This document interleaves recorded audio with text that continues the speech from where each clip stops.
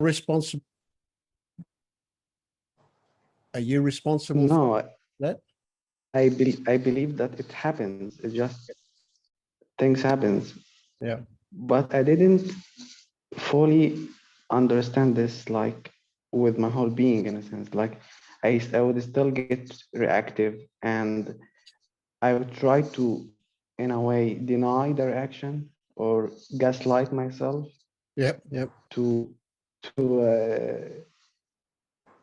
so it fit my understanding of that nobody is responsible for this. Yeah, sure. Yeah.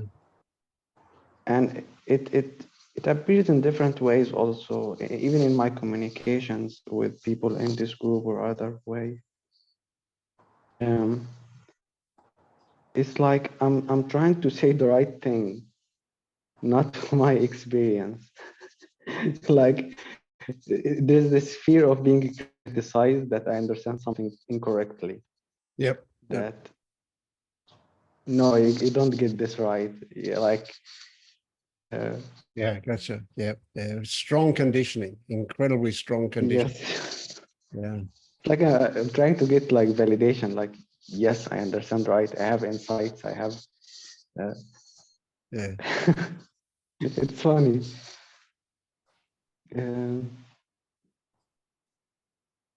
Yet you can see, I imagine that you can see that that's just conditioned stories, habit.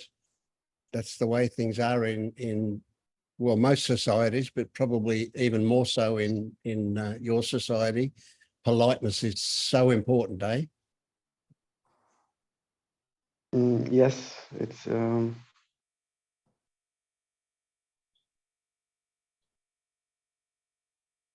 Yeah, it's also um,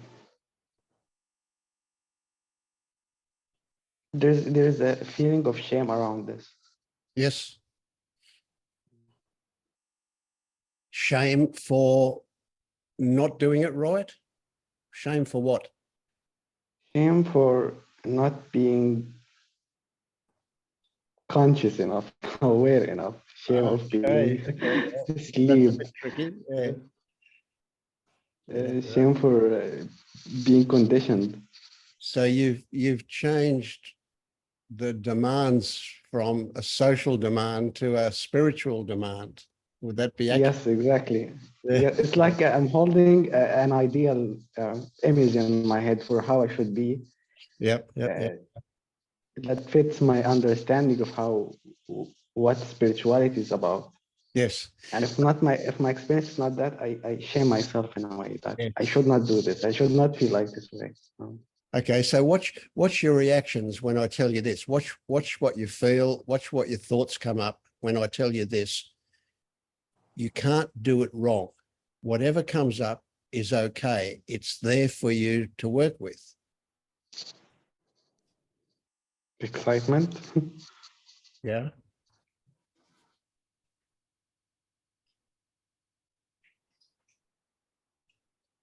So is that excitement a positive feeling? I think, yeah, it's like I'm being like consumed by this work Yes. in a way. And it's like I want to do a lot of things at the same time. I want to investigate everything that's going on. Yeah, sure. Yep.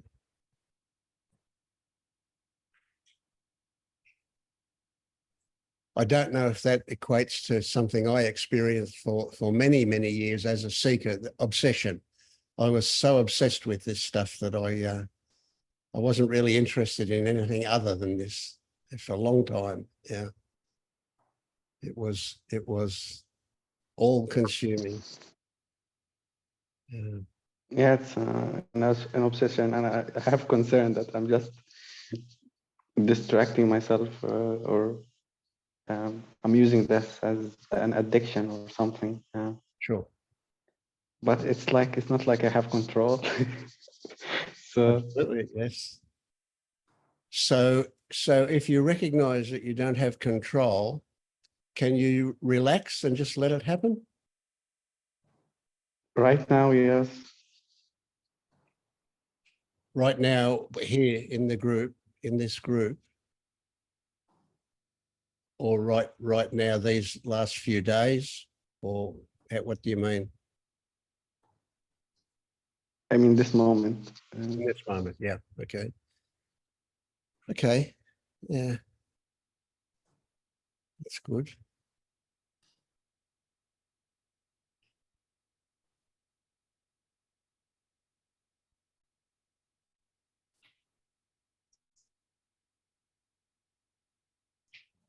The thing with feeling shame and any kind of judgment about it is that it interferes with us seeing what's actually happening. It's a distraction. It gets in the road of what's actually going on. And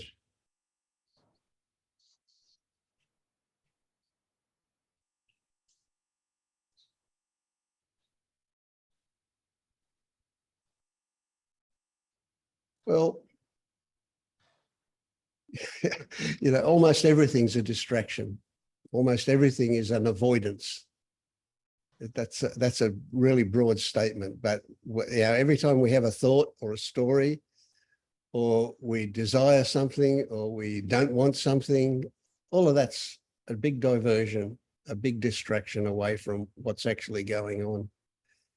But we're not going to find out what's actually going on until we can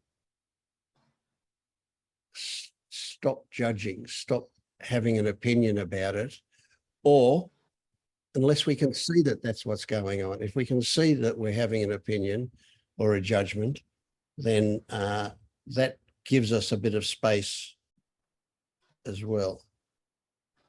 But that's the stuff that gets in the road of seeing what is actual. Now, there's so many ways of looking at this stuff. I mean,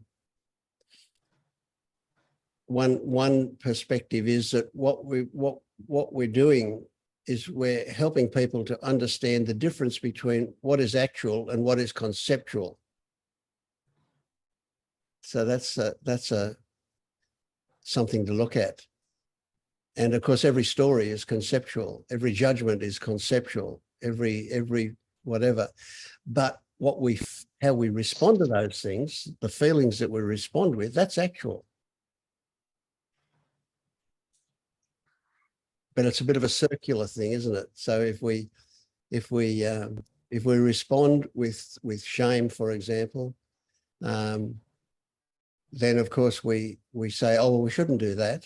And so we have a judgment about it, and then we respond to that judgment. We feel bad because we're not feeling what we think we should be feeling.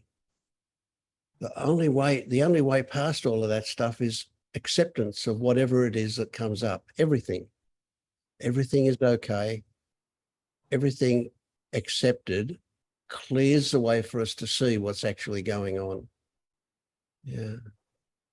That's the problem for me, that it's like I'm hearing what you say and my mind is like ahead one step. Like it's like it takes whatever you say and tries to use it as a way to manage the experience. Like if I'm judging the experience I am having, I'm judging my judgment.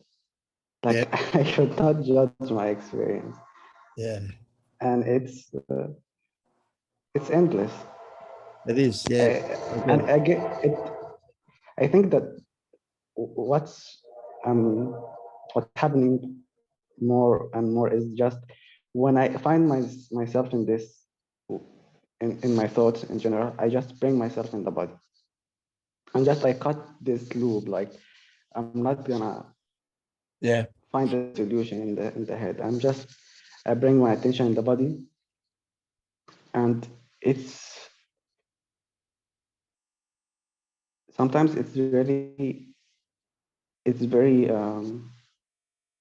very hard to stay in the body. It's very, yes, of course. And even bringing your attention to your body, it's a way out of a thought loop but it's still a distraction. It's still a denial. It's still a bypassing of what's going on. So there's a kind of a joke story that I often use, and that is that don't judge it, but if judgment happens, don't judge the fact that you judged it. But if you do judge that, then don't judge that judgment. And around and around and around we go.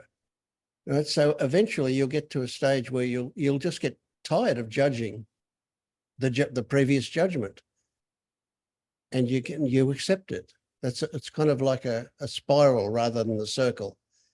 Right? So you feel something, you judge it, then you realize that you judged it. So you go, oh, I shouldn't have done that. Oh, that was a judgment. Oh, I better not do that. Oh, that was a judgment.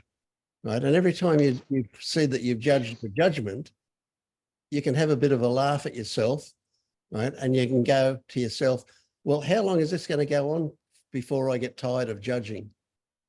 Because you'll stop judging at some point. You might go through that loop 3, 4, 5 times, but eventually you'll go, hang on, what was going on there? Yeah. Every time you try and stop something, every time you say, I shouldn't be doing that, what I should be doing is this. This is my path. I should be doing this. It's a distraction. It's an avoidance. The only way to not avoid it is to not avoid it. And you can't do that.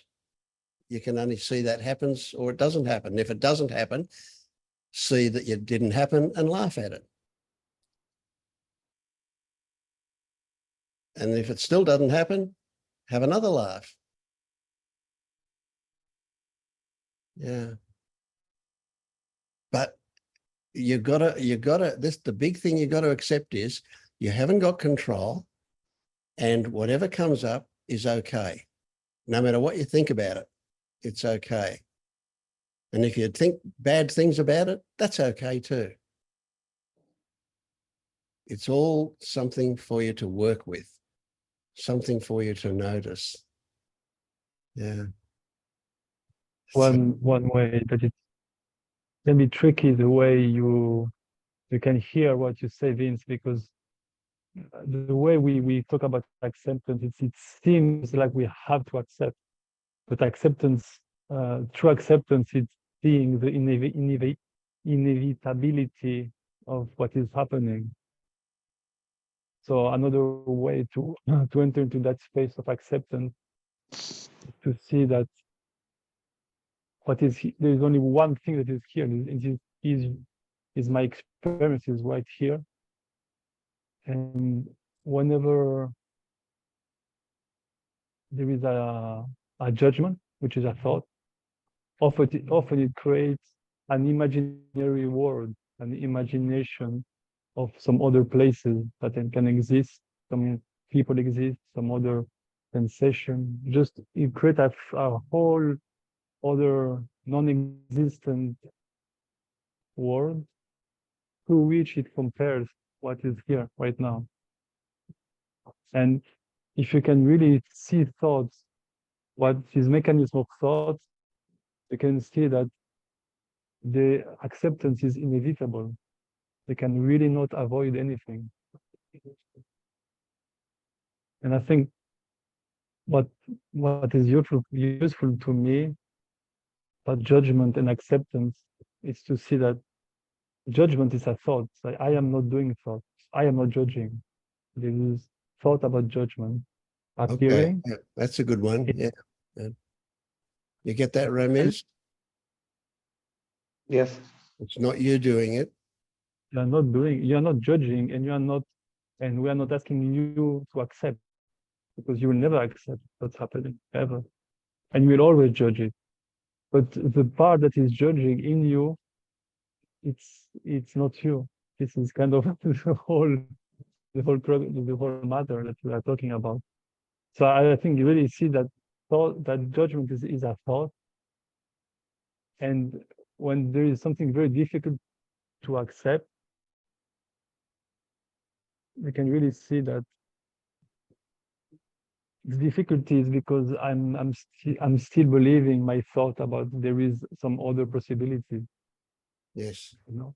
And so, Like I have in my arm right now, and it's very difficult to accept because I'm convinced that there is a different moment where this pain is not there. yeah. Absolutely. So would you say that it's about recognition than about doing? Well, I mean, a lot of people say you have no choice and there's nothing to do, but in a way they're lying because all of Liberation Unleashed, it's about explaining to people what to do and trying stuff, you know. So in a way there is kind of a dichotomy because if you feel that you have choice, that means that you have something to do. So you have to do it. But to me, the orientation is to focus that the doing, it's noticing. You have to get back into place of noticing. This is only doing. It has nothing to do with thoughts, with word, with relationship, with nothing. You just go back to noticing. This is the only doing. And when you are into noticing, the idea of doing something, it's absurd. But after you step out of this place of noticing, and doing seems to make sense again. So you do whatever makes sense. And after you go back to the noticing. That's why the word that there is no choice, I understand it, but it's not very pedagogic, because if people feel they have choice, they will never be convinced that there is no choice, you know. So what do you do? Yeah, there are a lot of temporary resting places to see something from that resting place, and then later they will see that resting place wasn't a real place. But yeah, but that's a difficulty with groups, because when we're in a group, people start to talk from different places and they listen stuff from different places, and sometimes it creates a bit of mess, but it's nice, you know? but if you're not clear about those kind of different places then from which you can understand, it can seem confusing, you know, because Vin said that there's no choice, and after he's telling me do this, you know, so what's happening? Yeah, but it's just because there are different places. So there is no contradiction in the proposition or anything.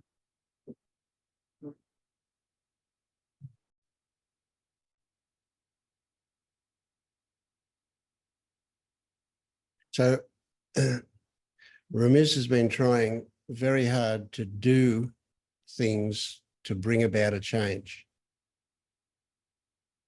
Would that be right, Ramiz? I don't know really what I'm doing. It's like I'm trying to do many things at the same time. It's like I feel a contraction and I feel the feelings, and my mind keeps thinking or asking question about inquiry and who's aware of this contraction or whatever. And my mind keeps going in this what to do, like what practice to do, and then And so would you base a decision about what to do on what you think the outcome should be or could be or might be? It's more like what's the right thing to do right now, and What the right thing to do. I question the choosing thing, and it's like I'm trying to investigate many things at the same time. Yes, yeah. And that's where the confusion comes from. And it's also when I share in the group, for example, I get a lot of contradictory, what seems to be contradictory suggestion, and when I'm trying to talk about my process in emotional work, I'm always pointed to awareness, or I'm pointed to who's aware of that. And when I'm questioning about that, I'm being pointed to the emotional side of things that I'm avoiding, or the sensation, and it's like, what to do? Like, uh, so I'm a bit like I don't have an orientation to do things, so Mm. I'm all over the place.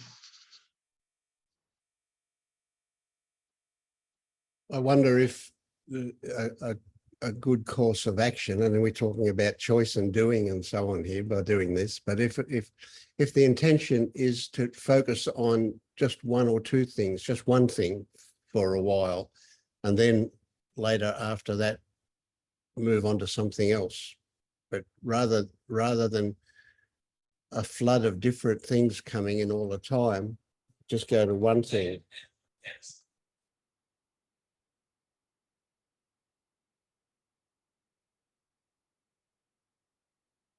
Hello. I want to say something because I completely understand, Ramiz, what you said about the conflicting advice that are kind of seeming opposite, like don't worry about emotion, just be in awareness. No, but look at emotion, I understand this confusion happens in groups. That was what I was saying about groups. But before trying to answer you, I want to point that I am the impression that you put authority a lot outside of yourself. That you are waiting someone outside of you to tell you what is right for you. Yeah, there is a feeling of I can't trust my intuition, or I don't know what I need to do right now. So I'm looking for some guidance in a way.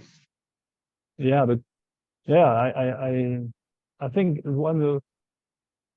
what I've got in LU is the guidance that I had was that I didn't trust my own process. And with the guidance, I could really feel that, oh, but this guide that was getting me didn't know more than I do. Didn't he? I didn't feel that it was more advanced on anything. I just realized that this guy just don't trust his process and doesn't have doubts about his process, that what he's doing is correct. And this really make a change in me. I didn't learn anything uh, theoretically, but I just feel, oh, I can trust my intuition. I can trust that what I'm doing is correct.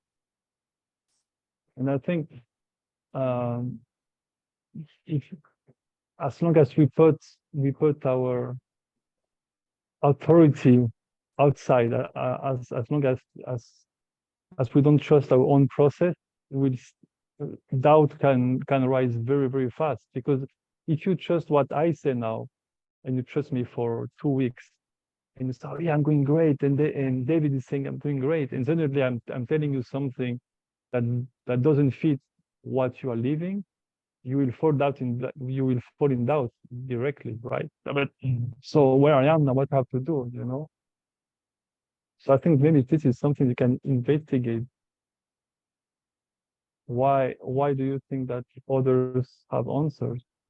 And because for everyone, I'm sure everyone here, every process is very specific and very unique. And it happens very specific way. So there is no wrong way, there is no wrong path. If you want to stop spirituality and start to do therapy, it's perfect. Therapeutic work is great. It's perfect. If you want to do something else, it's great. It seems to me that when I investigate anything, it always leads me back to the emotion, to the contraction. Like it always leads me here. Yeah, well, And sorry. Yeah. so go on. Yeah, no, I was telling because I know you a little bit for a few times. And if you don't feel safe inside your body, and if you have very strong emotion, it's very difficult to do all of these spiritual inquiry, because it's so heavy. It's so heavy in the body. And I I did like 8 years of therapy, very, very deep body work and birth therapy and somatic work and everything. So, no, this is my path. I'm not saying that this is what I live, you know. And this therapeutic work, now I can see the benefits of it, how much it has helped me to do this therapy. Because if you really don't feel safe and there is no place in your body where is comfortable, I mean, how can you go deep, you know? Because each time you will try, because what we do here is we try to see that there is no self, and all of the emotion, they are security barriers from that recognition. Every time you want to recognize, you'll be confronted to this barrier, and if it's very big, it's like a wall. Like I don't see, yeah, it is very big, but if you do therapeutic work, it will get very thin, and after you can see kind of the walls, and you can see through it, and it's become very, very much easier. It feels this way for me. It's like when I try to do an inquiry and my mind is quiet, that the contraction becomes so loud, like the emotions is so loud because it's like always underneath. And I don't know, I wanted to say something, but I forget. Mm.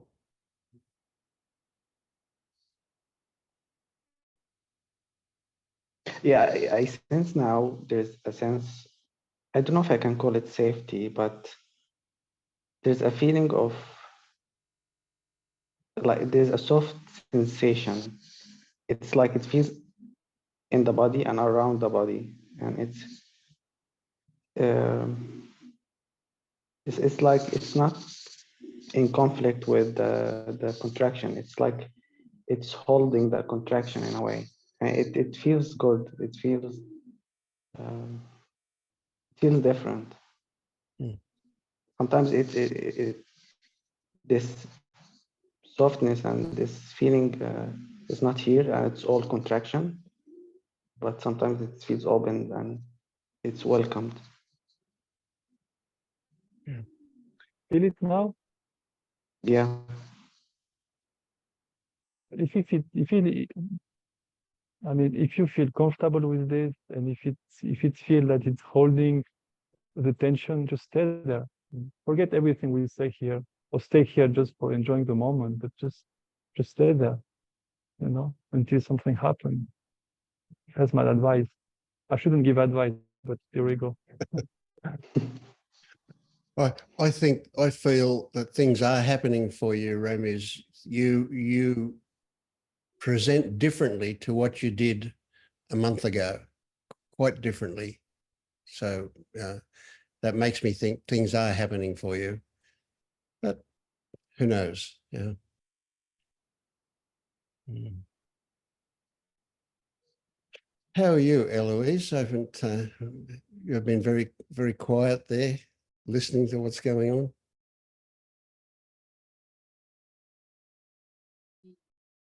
Yeah, hi Vince.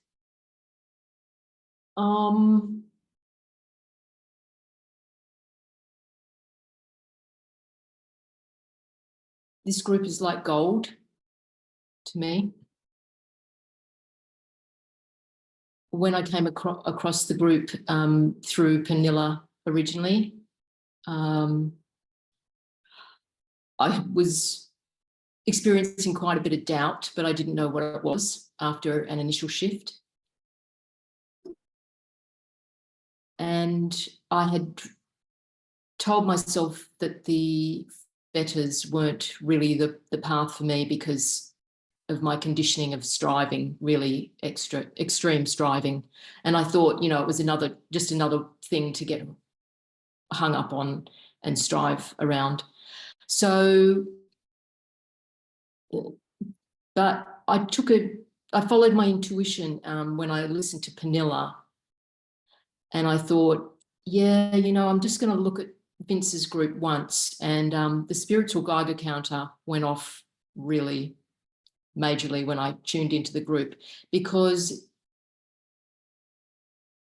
it's real. It's not philosophical.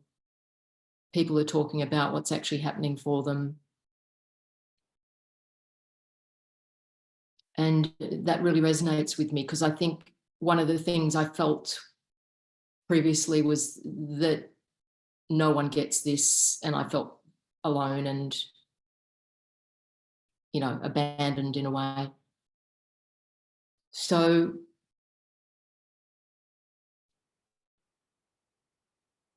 I'm here because, you know, it's really helped me clarify my doubt, even just tuning in for the last 8 weeks. And just to see it for what it is, and to have more sense that it's in the seeing that the work is done, which is what was just being explained. It's not the doing. There's nothing, you know, kind of specifically action orientated that I need to do. I think my main thing that I'm seeing is there's still a lot of personal, you know, personal judgment, and then turning away after the judgment. So I'm seeing that more. Do you have a story anywhere about some end point, about some final achievement, so to speak? Possibly. I mean, it's pretty amorphous though. It's like, I think it's more this possible kind of unconscious sense that there's going to be more clarity.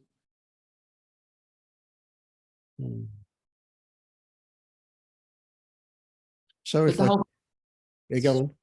the whole thing about kind of explosive waking up or anything like that, that's being left behind. Yeah, great. Yeah, excellent. Yeah. Yeah. So if I said to you that the more you clean up, the more the more stuff that you remove, the more stuff you will allow to come up. And it'll keep coming up until it doesn't. And I don't know that it ever doesn't, but certainly gets less. But yeah. So yeah, there's always more work to do at this stage for me anyway. I can see lots more work to do. Yeah. Yeah, and that was really helpful, because I think previously I had put teachers on a pedestal that they had just cleaned up their act, you know, spiritually somehow.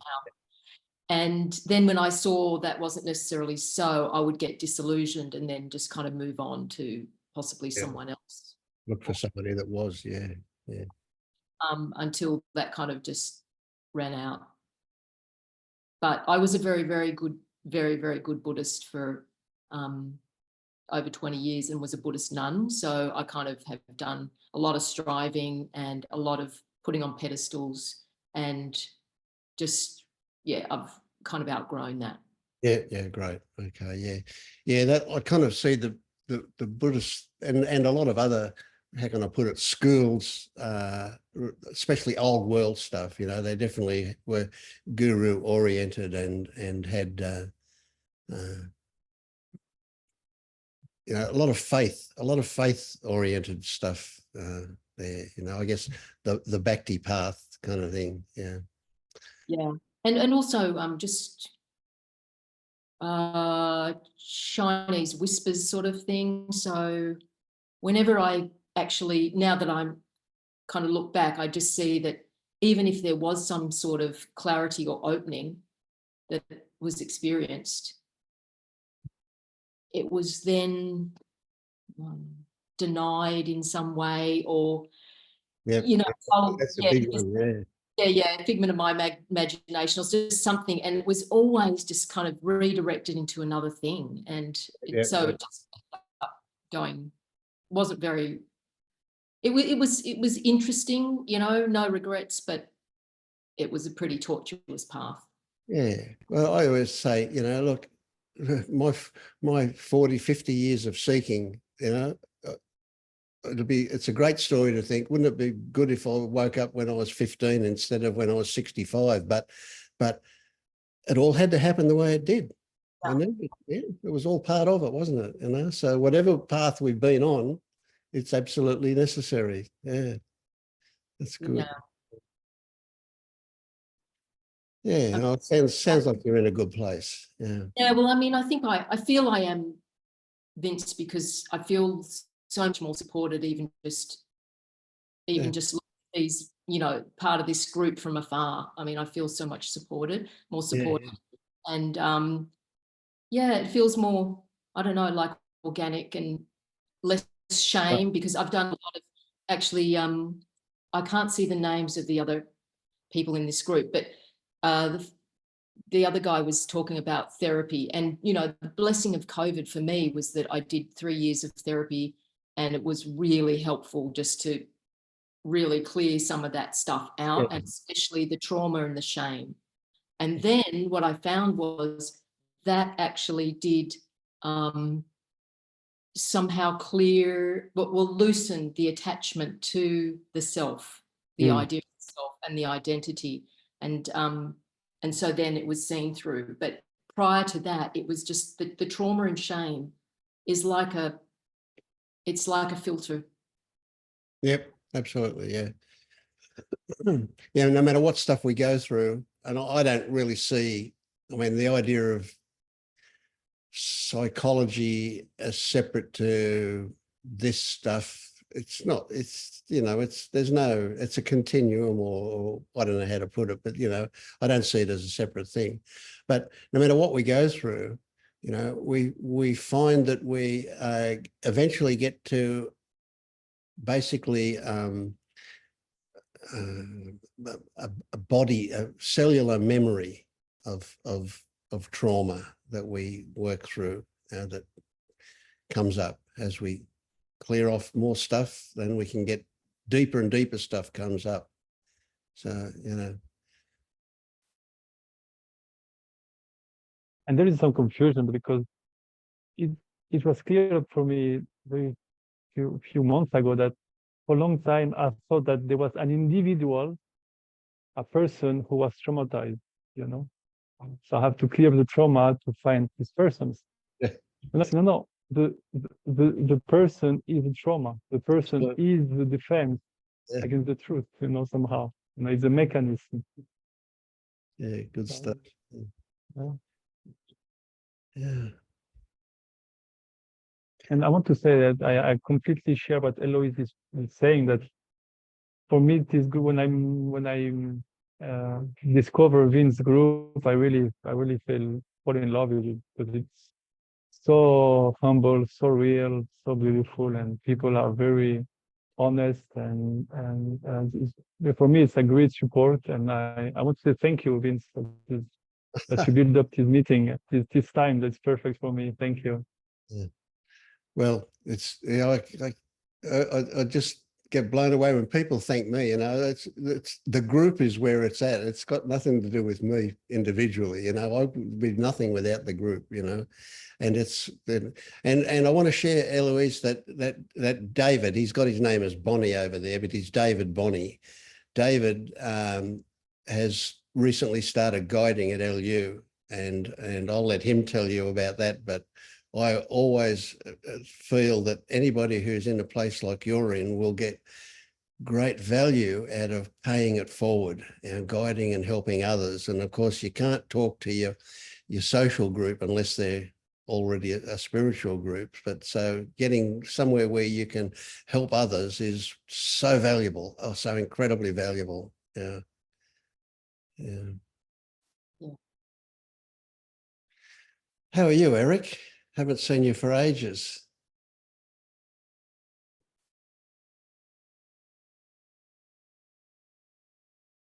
Yeah, I'm doing good right now. I went through a few weeks of, I wouldn't say bliss, but just feeling like a, I don't know, a warm smile or something. Yeah, great. Yes. And, yes. and then, and fascinated with just things I was experiencing, and you know, but then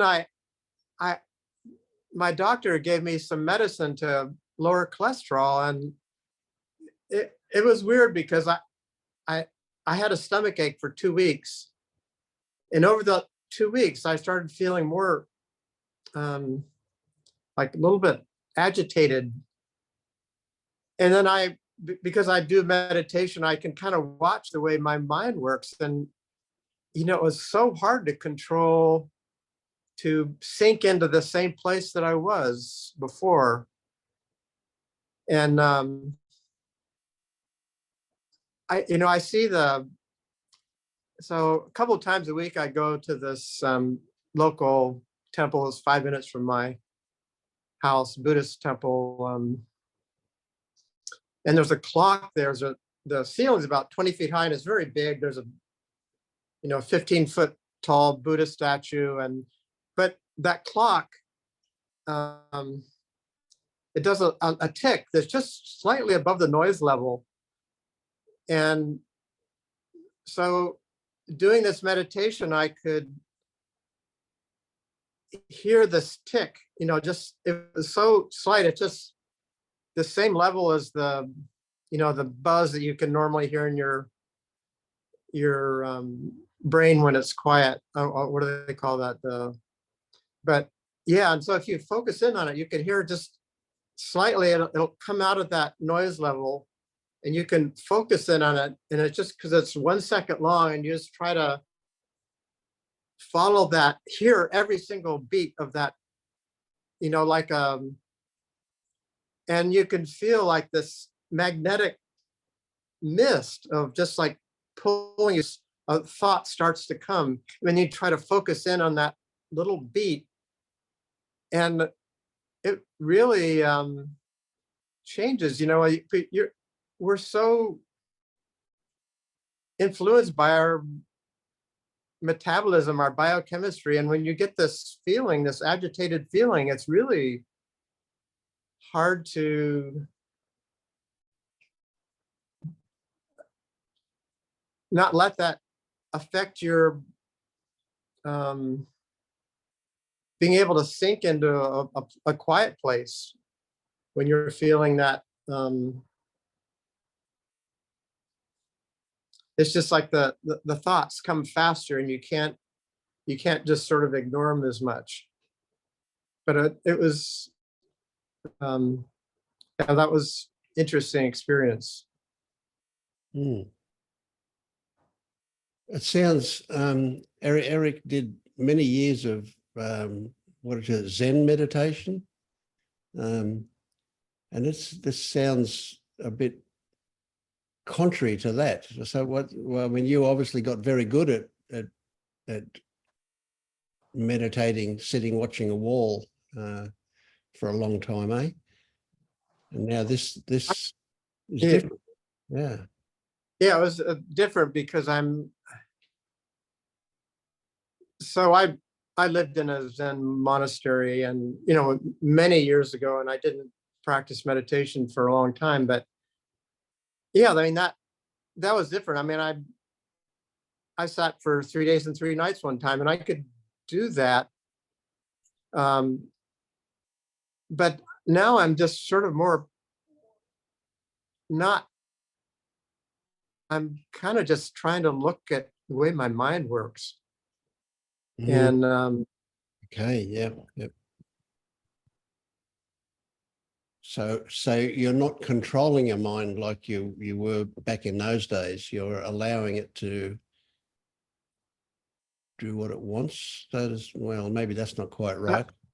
Yeah. Before, I mean, I was studying, the Rinzai Zen. They do koans, but really, what I don't know if it's that different, because they're, when you sit for a long time, you sit for, we do like a week of silent meditation.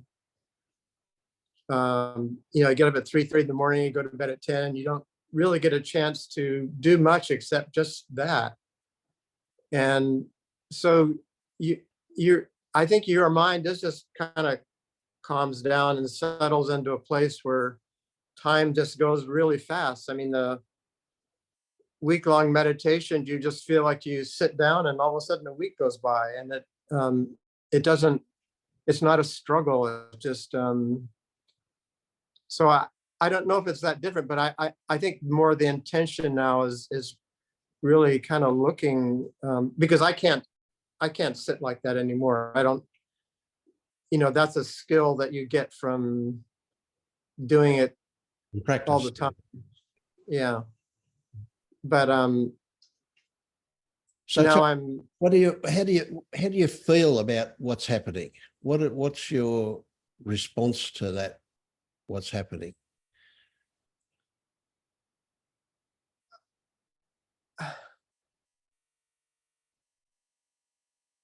I feel like I just in a process trying to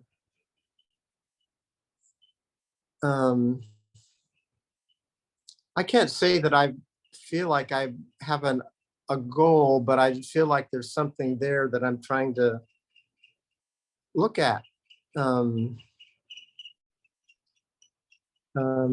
Just to try to go deeper into it. Mm. I need some clarification, because you said that you're exploring your mind, that you want to explore and to look your mind. That's what I understand. Yeah, like just how thoughts come up. I mean, so when you get into a meditation state, you can get to where you can not follow the thoughts, but when your biochemistry isn't working right, you can't do that so much. That they come and go, and you can feel your body tensing up, and you can't. So try to relax again, but then it just tenses up again, and you can't. Yeah, but that's my question, because I just wanted to know if in this exploration you were including sensation and perception. Oh yeah, I mean that's what meditation is okay. just letting your body get to a base point and letting your mind drop, and then I don't know, sometimes I can sit, and because I usually set a timer, because I don't I just don't want to, well, that's what I do. And sometimes all of a sudden, oh wow, 45 minutes just went by. But other times it's like, if there's something going on in life and you're thinking about things, just goes really slowly, because the thoughts are coming in, and you can't really, So Eric, and you follow them. Eric, do you think that the cholesterol medication is messing with you? Oh, well, I stopped. I did it for 2 weeks and then stopped, and then, it just went away. So, Okay. but I'm still not back to that same place. But then I realized that I'm kind of attached to a feeling, and I guess I couldn't be attached to that agitated feeling that I was getting, that I think was due to the medicine. Mm. I mean, maybe that's kind of the goal, is you'd like to be able to be, in a way, impervious to these, not be buffeted by things that you don't want. So you've got a pretty high bar by the sound of it.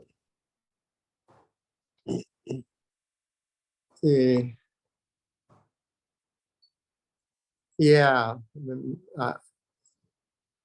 So would you say achievement oriented? Yeah, I guess I am trying to achieve something. Mm. I don't know exactly what it is. Yeah, that makes it harder, doesn't it? Yeah. Yeah. I- What always comes to mind for me is that if you're trying to do something, the very effort is going to stop you from getting there. The best way to get anywhere is to not use effort, force, willpower, whatever. All of that stuff just gets in the road of achieving anything. So if you're going to achieve something, well, you know, a skillful way to do it is to recognize the intention and put that intention away, and then focus on now, here. And that Yeah, might happen, it might not, but yeah. I mean, I guess that's the kind of thing. It's just like when that agitation, you know, biochemical agitation comes up.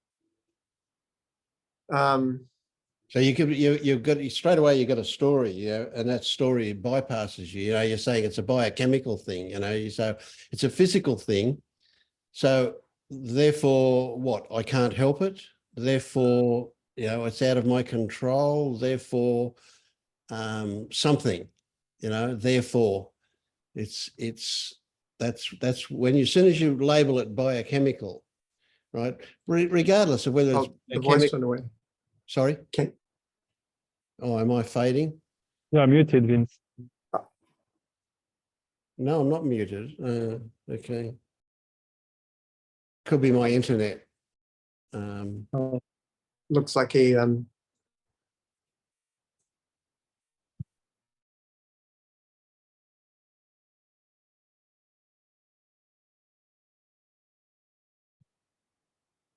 How's that? No, everybody's frozen. yeah, Vince is frozen It's back. there. It's back. Oh, now he's coming back. I'm back. Yeah, great. Okay. Sorry about that. Yeah. Shitty internet. Hmm. And I've forgotten what I was saying, so it doesn't matter. I guess the key achievement is I'd like to be able to be not buffeted by, or actually in the buffeting, I can just enjoy the buffeting when it happens, maybe. Okay, well, that's a good one. But rather than just enjoy it, you can also enjoy the fact that that buffeting isn't a problem, it's a solution. That buffeting is there for you to work with. Mhm. It's to be welcomed. Yeah. And I think the idea that you're going to be, forgotten the word now, you're going to be calm and peaceful no matter what goes on around you, that's a fantasy. Yeah. Yeah. Eventually it might happen, but not at this stage. Yeah. I don't. Yeah, I see that, and then it kind of took me into a place that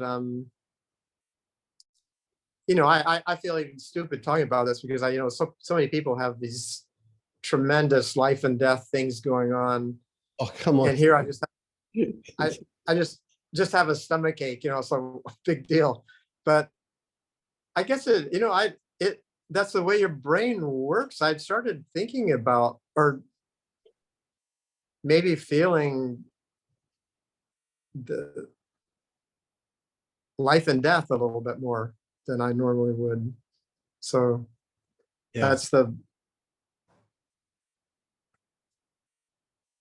Why are you undermining your own experience? Excuse me? Why do, I mean, I heard you say that like others have great experience of life and death, and stomachache is nothing in comparison to that. Oh, But, I just, mean, there's if- some people in this group that have, you know, cancer, severe physical problems, and I had a stomach ache for a week. I mean, big deal. oh, no, I get it, but I'm feeling that you are not.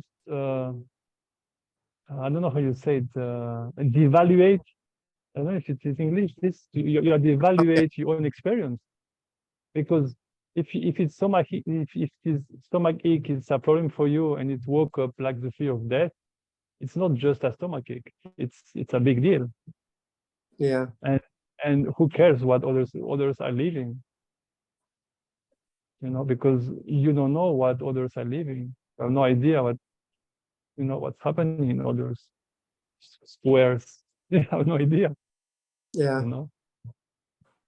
And I think it's important to really, for me, that if something is important to me, well, it's important to me, and I have to acknowledge it myself.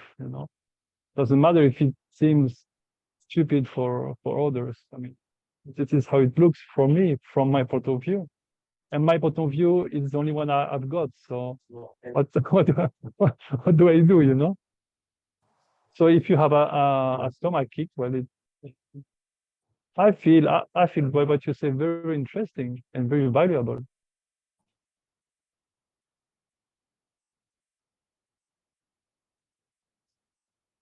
It occurs to me that one way to recognize what you're doing with that is to kind of amplify it.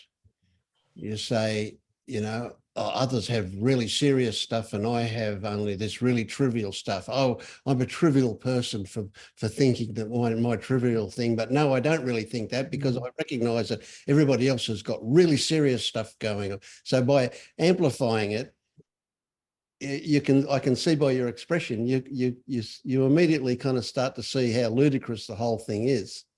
Oh yeah, yeah. Comparison is kind of crazy stuff.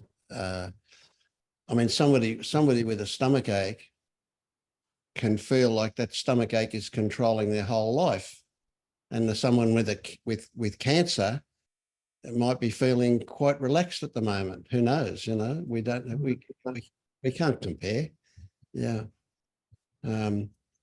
But that stomach ache is there to tell you something. And so we don't know what it is, but it's something to look at. Yeah.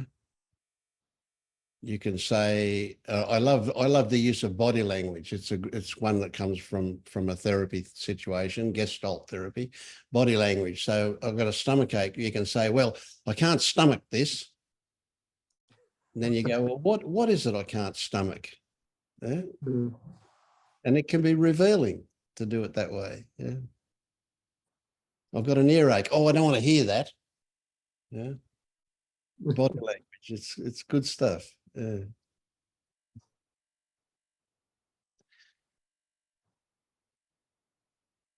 So, Eric, what do you get out of being so hard on yourself?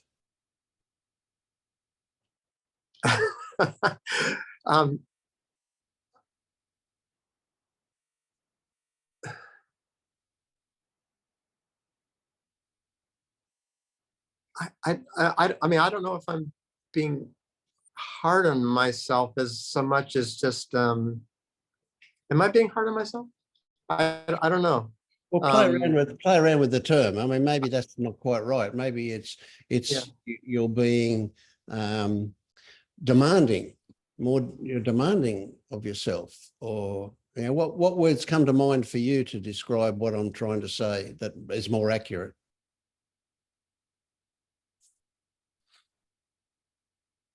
Well, I think just my whole life, I've always been someone who just always has a project, and this is now my project, I guess. I Right. mean, Say that. Say know, that I've- again. My whole life, I've always been someone who. Yeah. who, oh yeah, Aren't we talking about incredible identification here?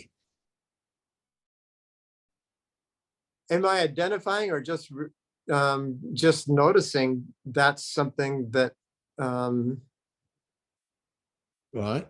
Yeah. yeah, I mean, I know, I don't remember this personally, but I remember when I was a little kid, I don't remember it. My parents told me about it. We had a basement, you know, it was kind of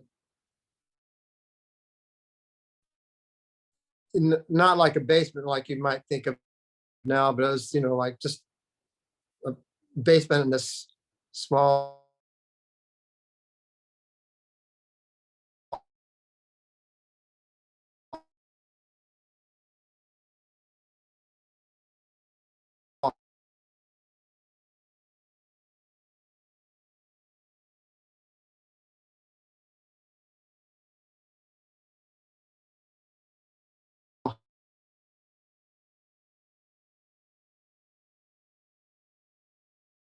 Vince is gone. Oh, My internet dropped so out. oh yeah, I don't know whether I'm feeling an identification. It's just something that I, you know, I just look at, you know, in history, um, things that I've done sort of naturally, or I guess. Sure. Okay. I guess the question is, what's your relationship to the way you see yourself?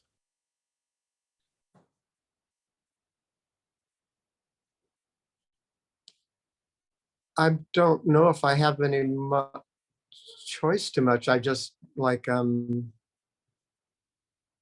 that's just the way I've been kind of doing things my whole life. Mm. I mean, as if, you know, I mean, I go along the last, you know, couple months, you know, where I'm just watching myself, like, I was eating and I was just looking at my fingers, and they were sticking food in my mouth. I wasn't controlling them, and I was just fascinated by these little fingers, you know, sticking food in my mouth. You know, just a lot of my day is like that.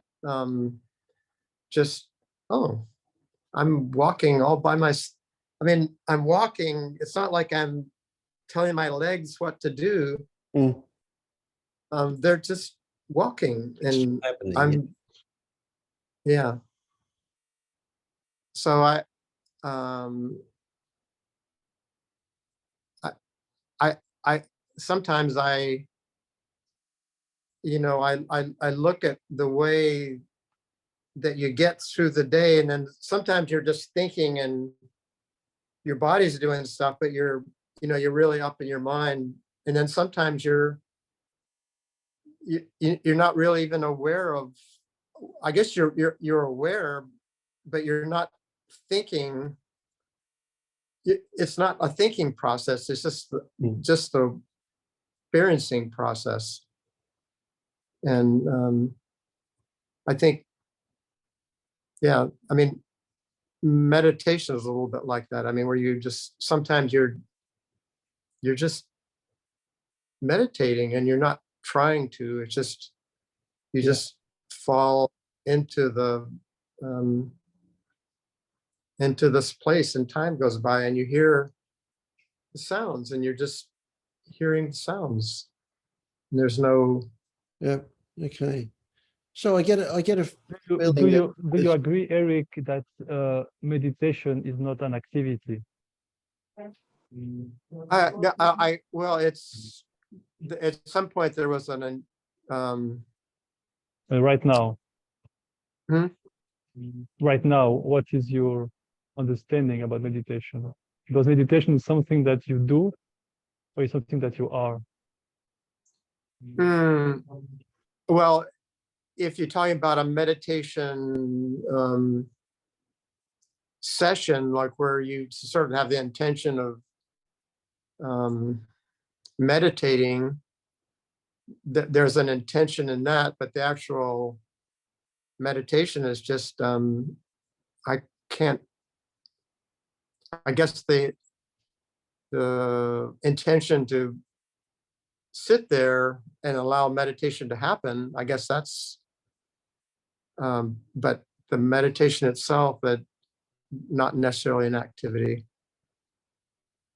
I'm asking because I have a lot of friends who come from Buddhist path, and it's very, very strong in them that meditation is something that you sit, it's like an activity, While my understanding of meditation is you sit to see that meditation is happening, and after you see that you are this meditation state, it's what you are. So after you can sit, or you can walk, or you can eat, or you can do whatever. It is just everything is meditation, because you are this state of meditation. You are the one which is noticing. That's why Yeah, I asked this question. I can see that it's a little hard to I guess a seated meditation is probably a little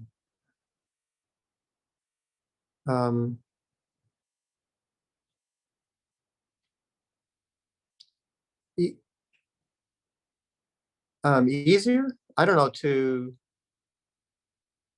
watch your mind because you're not physically doing things. I guess that's, yeah.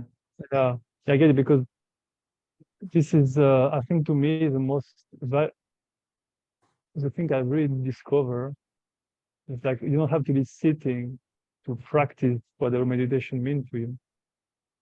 And I just want to name it because maybe the fact that you are saying I'm sitting, meditating, I sit and I meditate and thing happens, and after I'm in my day and the body and there's problem happening, and this is all of this happening is preventing me to feel that state when I'm sitting. This No, difference I'm not, making. I'm not saying that at all. I Okay, mean, okay. I mean, I used to practice Tai Chi, and it's a moving meditation. So yeah, I mean, when I'm doing carpentry, it's like carpentry meditation. I mean, yeah, but I think I think there's a value in sitting meditation. I didn't imply that you were doing that. I just wanted to be clear. I just wanted to feel if this was. Yeah. So Eric, when you see your fingers putting food towards your mouth and you see walking just happening, this sounds to me like a really good place, a place where there's no interference from the mind with what's happening. And then I hear you say, well, I'm aiming to do these things. I want to achieve this, something. So it's like there's a kind of the Eric is two people, or you have two different sides to yourself. Yeah. Well, definitely. I mean, because I've been thinking about a lot about like the whole way that thoughts kind of, they're almost magnetic, and I feel like there's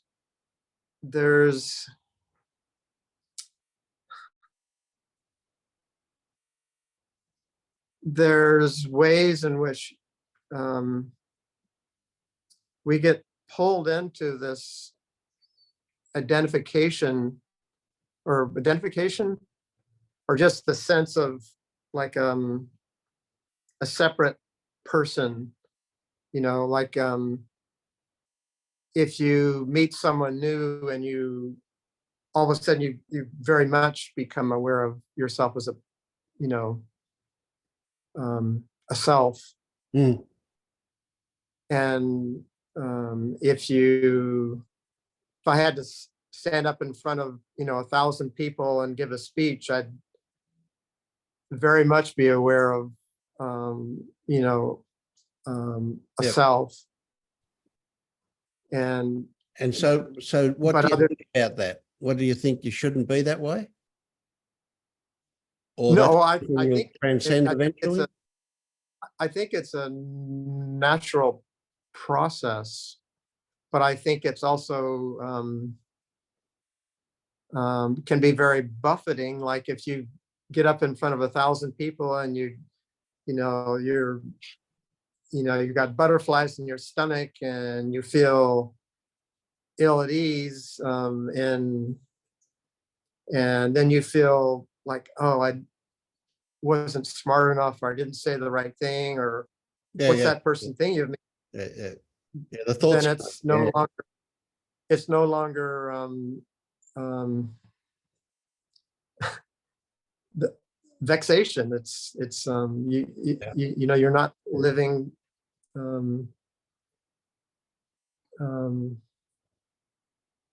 freely, I guess. Mm. You're being buffeted by things rather than being able to Yep. So do you see that as a failure?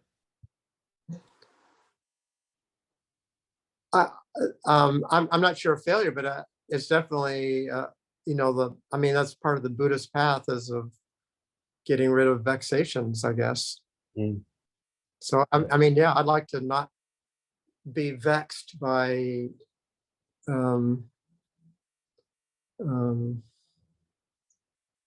things like that. Yeah, sure. Yep. So, I mean, there's the only difference between you standing up in your lounge room and giving the same talk when there's nobody around to standing in front of 10,000 people is the stories you tell yourself, right? Yeah. Oh, yeah, definitely. Mm. I mean, you know, you're really, you're suddenly, yeah, you know, you can give a speech in your private room and feel very free. It's, oh, that was a great speech. And then you know, all of a sudden you're in front of a bunch of people and it doesn't feel quite so great. Yeah. So the how can I put it? The technique, the skill, the something that we would like to develop, but the end goal, if you like, would be say to be able to be as free in front of 10,000 as you were in your lounge room by yourself. And the path to that is to recognize how you're responding to the stories that you tell yourself. Now, if we're not so grandiose, if we just start looking at how we respond to stories of a stomachache or stories of you know, with one person, and we become vexed over something they say, that's definitely a path into where you. yeah, definitely. So how would you go about looking at those, looking at your response to the stories? The first thing, of course, is to recognize that there are stories there. But the way to, a technique, if you like, to look at more detail, what we want to do is to look at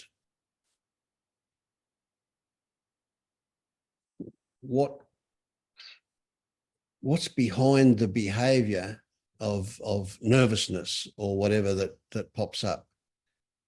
And if we can recognize that that is a way of us, that again, that's not the problem, that's a solution, that nervousness, and it's a way of us avoiding something that we consider to be much more serious than just that.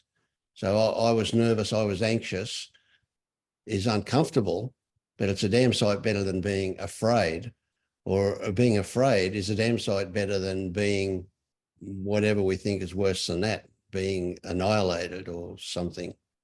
You follow what I mean? Each Yeah. thing that we look at, right, if we see it as what it is, we can get closer and closer and closer to what it is that we're avoiding. And it always, you know, this is a good one, it always comes back to uncomfortable feelings, which are sensations plus stories.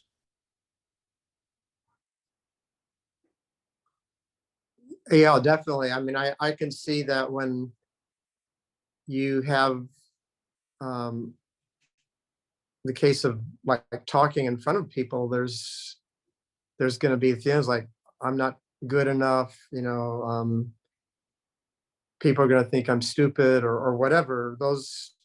That's an internal monologue that seems to come up in social situations like that.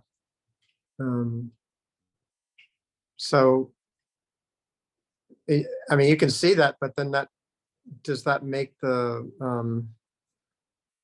internal monologue go away? Well, again, that's a bit of what comes to mind immediately is making it go away is an end result, which is a dead end. It's a false trail to go down. Right? Making it go away. It's what we want to see. We want to welcome it because it's going to show us why it's there. And if we just want it away, we're not going to see that.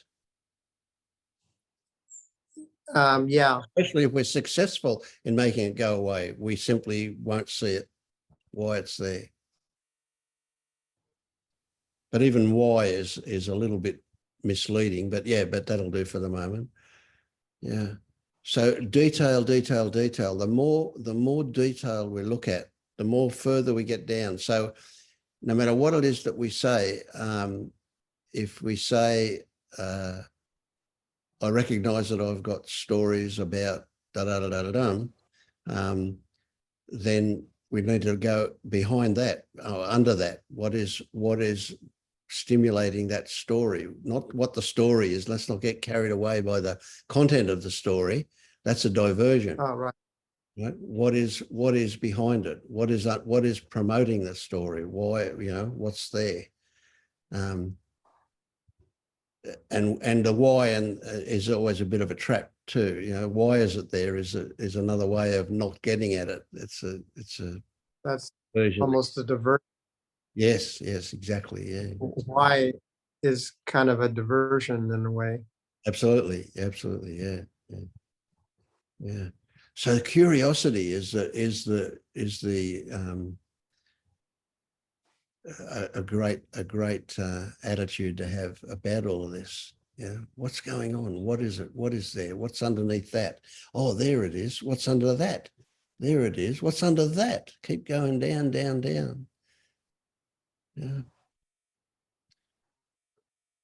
But it all starts with the same thing that we were trying to help Ramez with earlier on.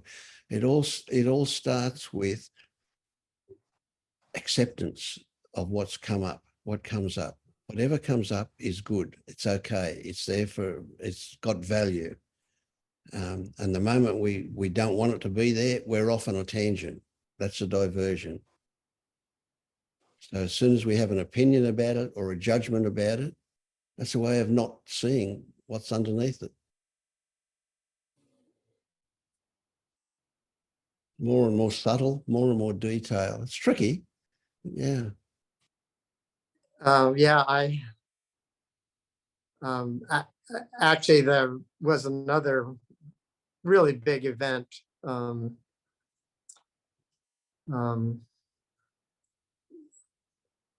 Interpersonal relationships. I don't know. You know, if you've been in a relationship with someone with a narcissistic personality disorder, and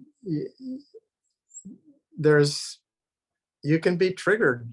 And In relationship with anybody, with anything, and you'll be Yeah. triggered. right. It's the nature of relationships, isn't it? Yeah. Yeah. And yeah, I told my my son-in-law, or actually my daughter, because that yeah, this is my new guru.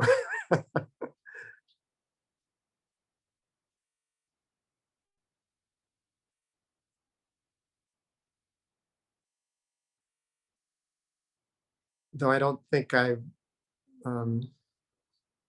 learned too much, but still, yeah, I feel that there was things to learn. Yeah. And it's always, no matter what happens, it's always about ourselves. Mm.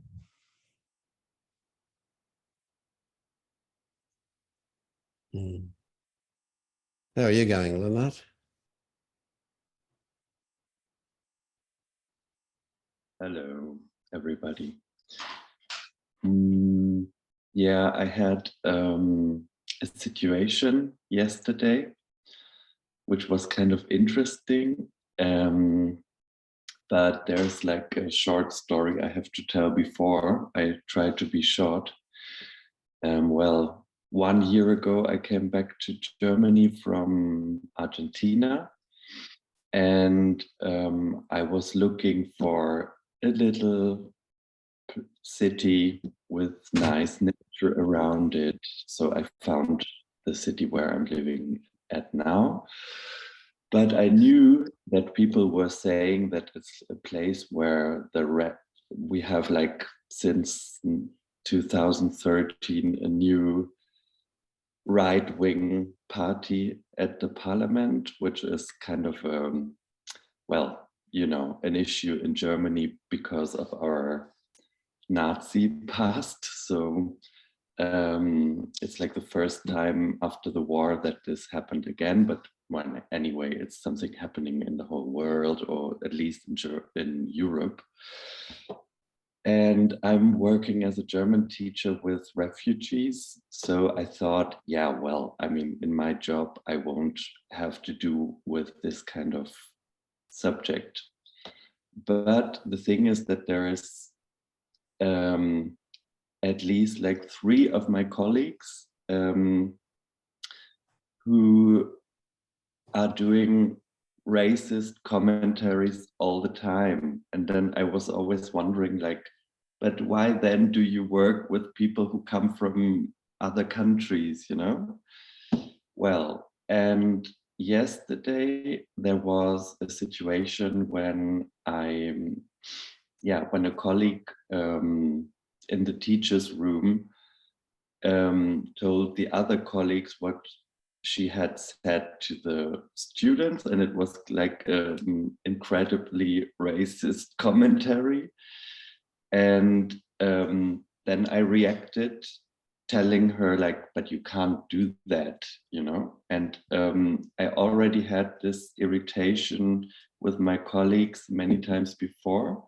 Sometimes I was just shocked and I didn't know what to say, because also my job is kind of, it requires a lot of concentration. It's kind of taking a lot of energy, and I was also not really wanting to have these discussions on the side, you know? So then it was the first time that, I mean, I reacted not in a aggressive way, but I really told her what I thought about it. But afterwards, I I went out of the teacher's room and I felt like really a lot of anger.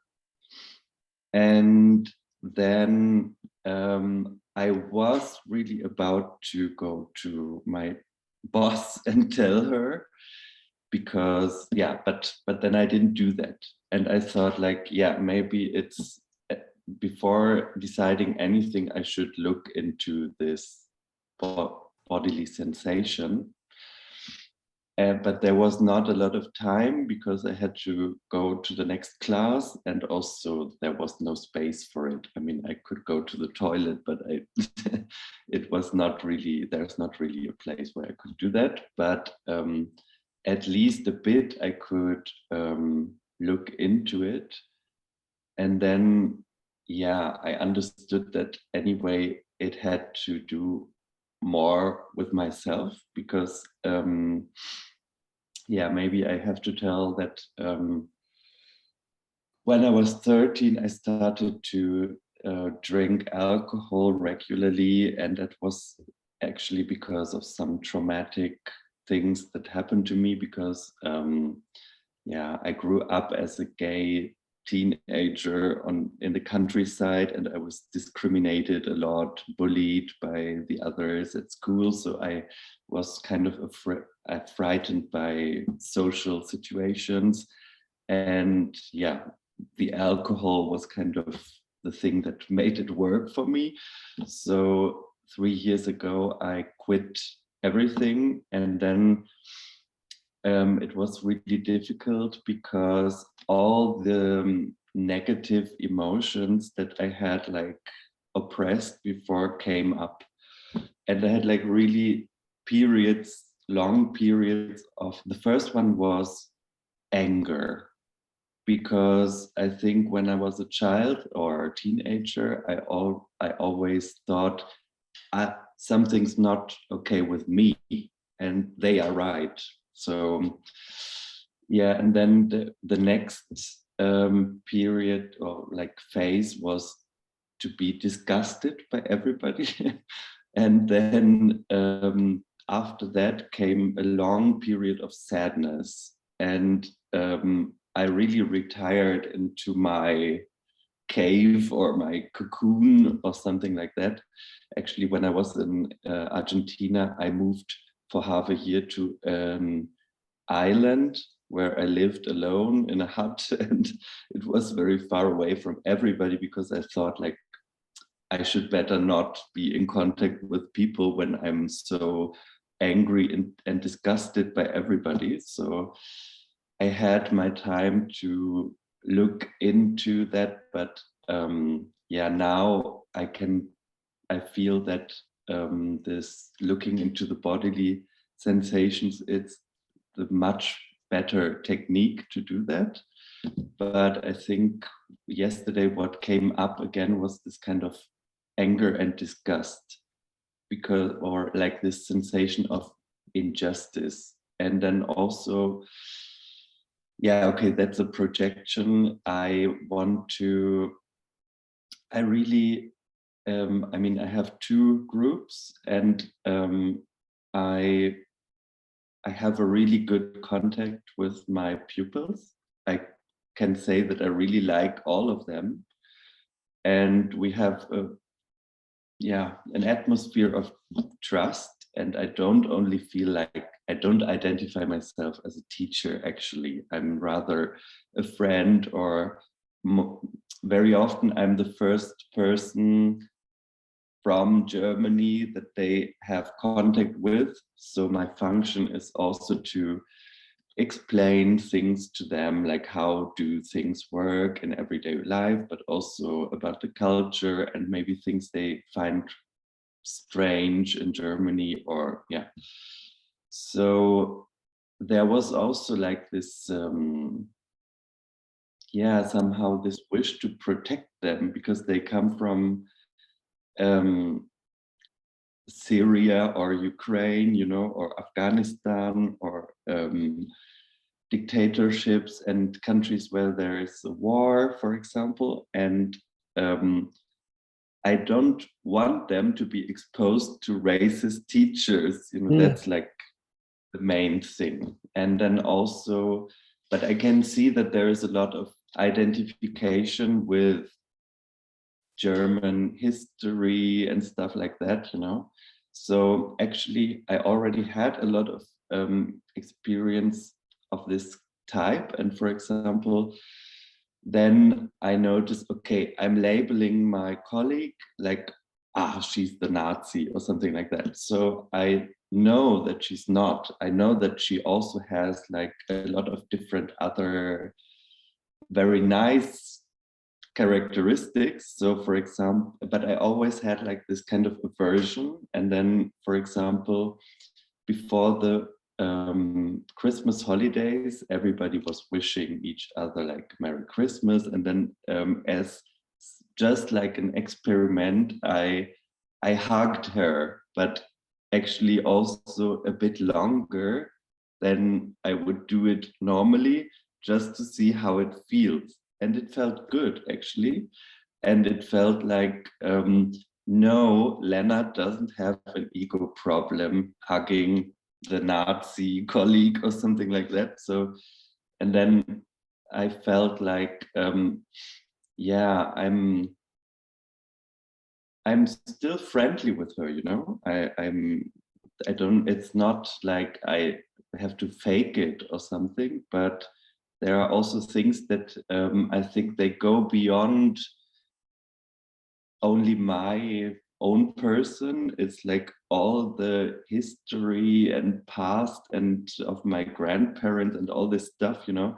I mean, also in Germany, we grow up with this collective guilt and also responsibility. That's what we learn at school from childhood on, you know. And when you have to go on a trip with your class to see a concentration camp, to see what actually happened there.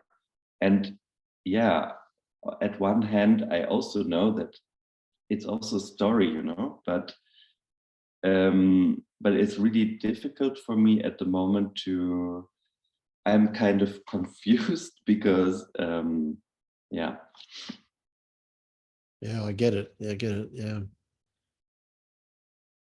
Because then on the other hand, Sorry, I have, yeah, I feel like I have to say something, I have to react, because also there's, yeah, for example, my grandparents in their generation, they didn't say anything, they didn't see anything, and they didn't react to things happening, you know. So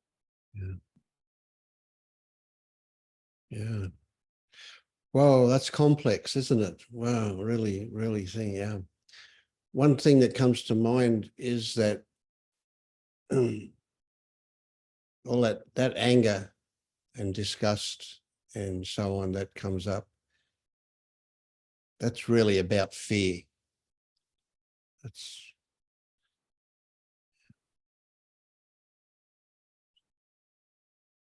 and phew, your empathy, your compassion for your students, that's for yourself. That's about yourself as well as for them, of course. There's not denying that, but yeah, their vulnerability, their innocence is yours. Yeah, and these are just my stories about what come up. Yeah, but yeah. no, I think it's like that. Yeah.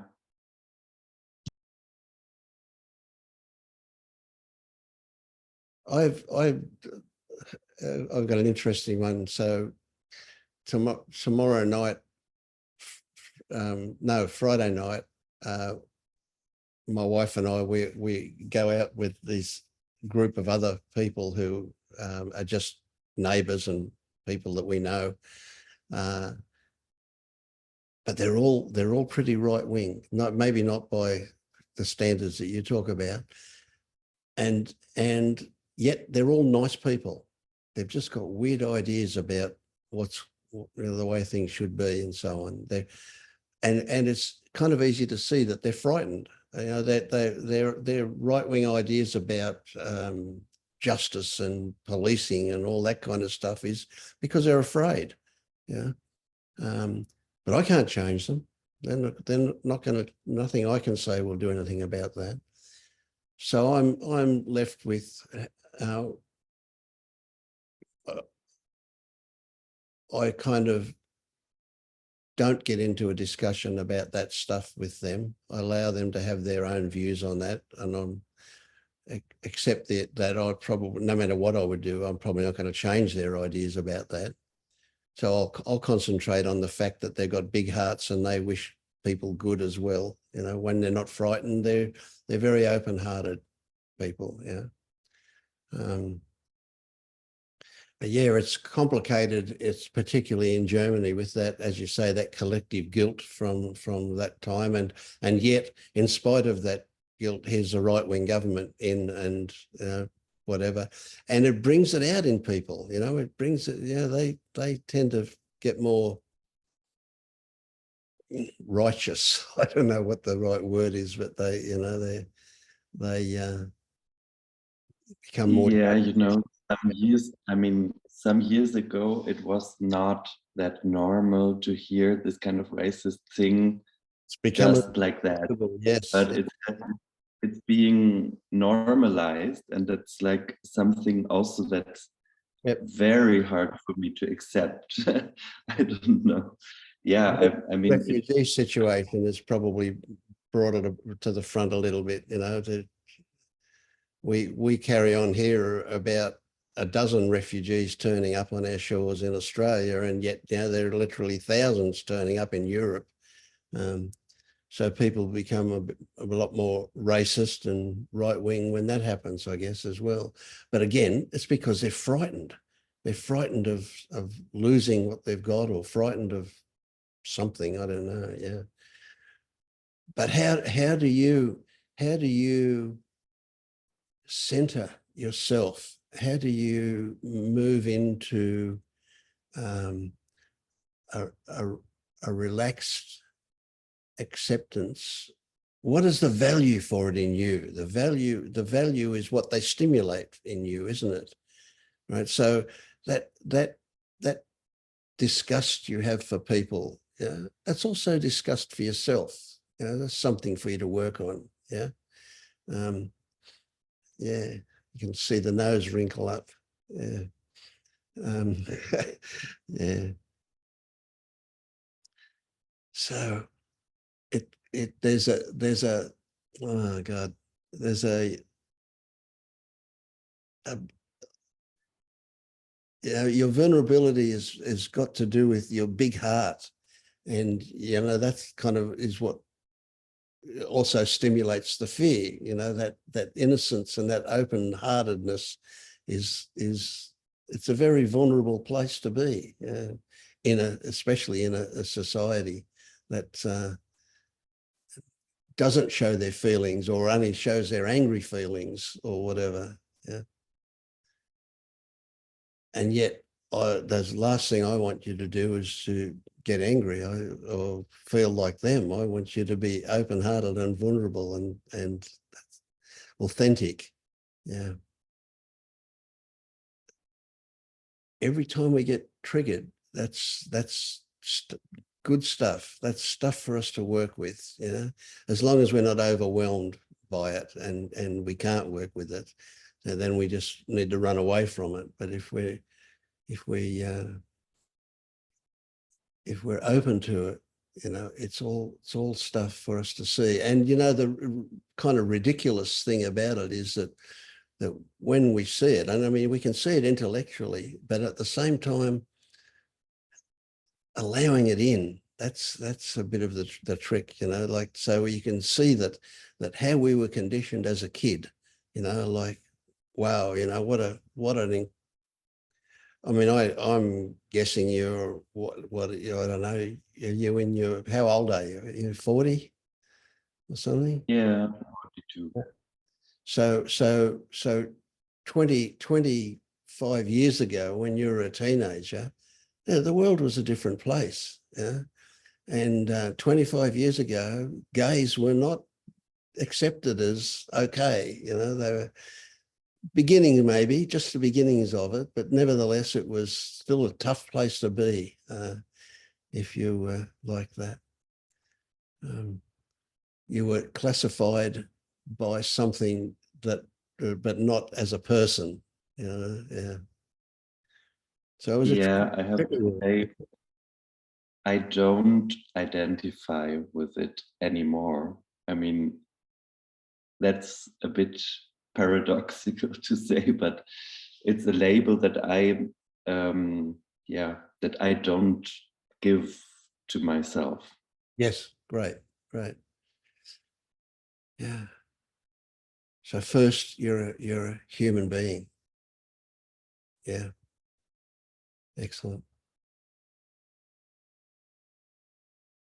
So how do you feel about being triggered by this woman? I mean,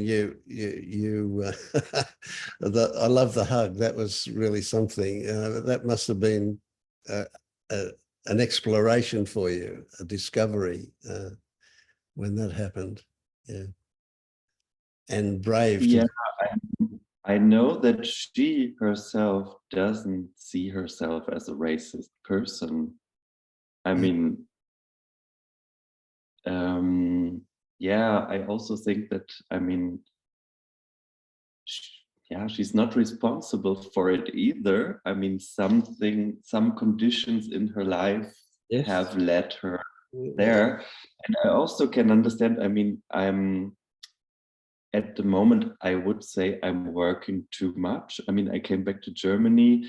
I had to get back into the social system, like health insurance and stuff. So I had to do an employment. And then it's like 40 hours per week. But teaching is like really, it sucks your energy, really. It's like, I also feel it's too much for me. I mean, it's yeah, like after 8 hours of teaching, I'm really brain dead, you know. So and then like everything that is on top, for example, things like being in this kind of angry situation or disgust, but because of that is kind of a bit difficult to handle for me. And then I also think, okay, she might also be stressed, like my colleague. And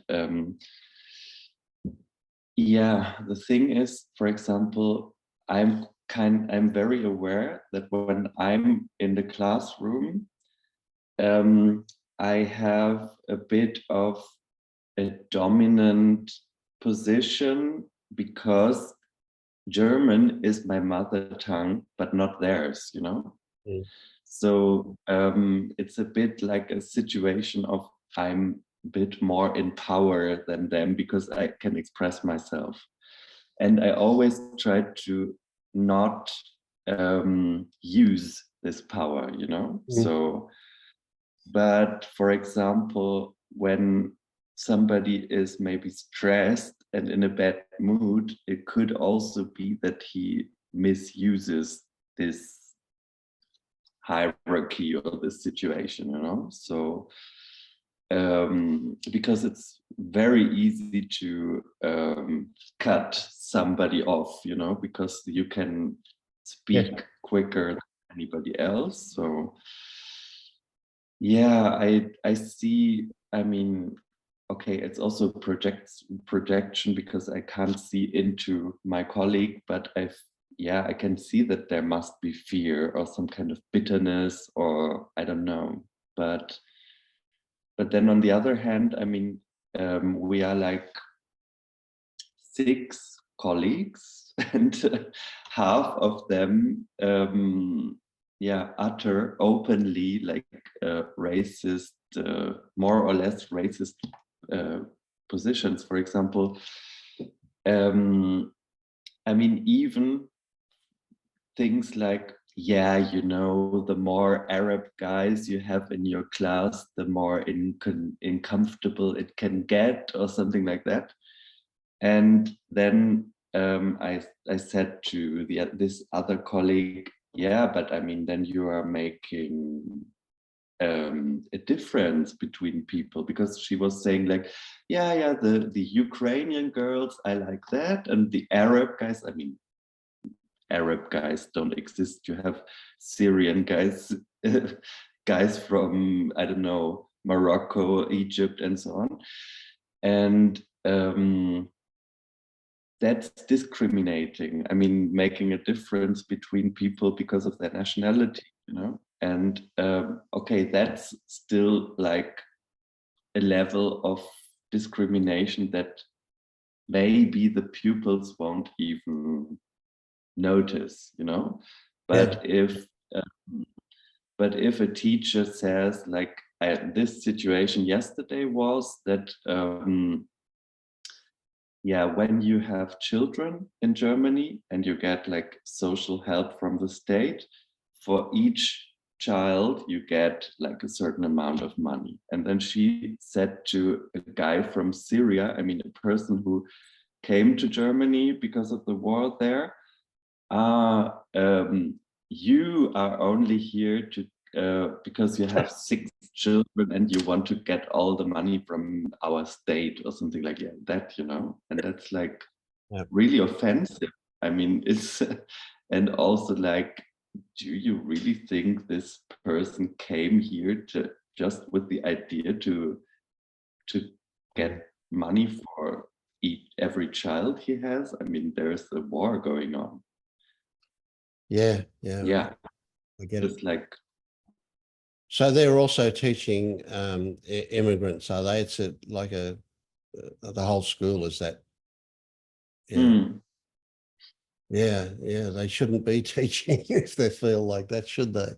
But anyway, yeah, it's a bit of a trick. Now, I recognise, you know, I made a statement a couple of weeks ago now, a month ago or something, about Eastern Europeans. I said, you know, Eastern Europeans are stoic in their attitude. And then somebody pulled me up on it, and I realised when they pulled me up on it that I was being racist. And how I was being racist was that I generalised to a race. I took a race and I generalised. So we do that here with Aborigines. We say, you know, all Aborigines are da-da-da-da-da-dum. You know, so we're being racist when we generalise like that. So I'm wondering, you know, that they probably don't even realise they're doing that. You know, that generalisation is where the problem is. And of course, it's a shorthand thing. It's a way of them saving energy, you know. So they then see all Arabs as being Arabs, whether they come from Syria or whether they come from anywhere else in the Arab world. Moroccan, they're still Arabs, you know. So they group them together, and they're quite different, you know, in a lot of ways. They're unique, like yeah. Yeah. It happened to me as well, because I mean, I lived like for 17 years in Berlin, and it happened to me 3 times that on the street I was beaten up because of being gay. You know, you think like Berlin is the most open-minded city, but it can happen as well, you know. It's not only in my teenage days, now also nowadays that can happen.